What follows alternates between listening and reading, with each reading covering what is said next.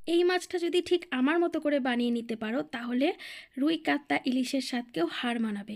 আজকে বানিয়ে নিয়েছিলাম সরপুঁটি মাছের ঝোল, যেটা খেতে হয়েছিল দুর্দান্ত। খুব সহজ উপায়ে রেসিপিটা রান্না করেছিলাম। কিভাবে বানিয়েছি চলো এক নজরে দেখে নেওয়া যাক।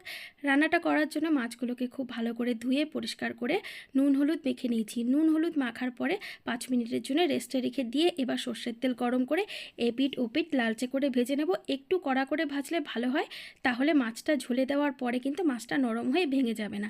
একটা মশলা রেডি করে নিয়েছি। এখানে ঝাল অনুসারে দিয়েছি কাঁচা লঙ্কা, তার সাথে একটা টমেটো ছোট সাইজের, একটা পেঁয়াজ ছোট সাইজের, আর এক টুকরো আদা।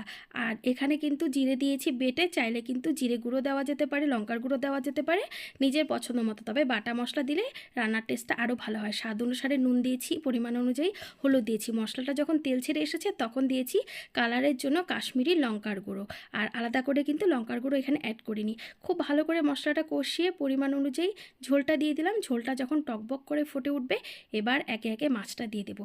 মাছটা দেওয়ার পরে খুব বেশি রান্না করার কোনো প্রয়োজন নেই। 5 থেকে 6 মিনিট ঝোলের সাথে মাছটাকে ফুটিয়ে নিয়ে ওপর থেকে টাটকা ধনেপাতা ছড়িয়ে দিলাম। আর দেখতে যা দুর্দান্ত হয়েছে তেমন খেতেও কিন্তু দুর্দান্ত হয়েছিল।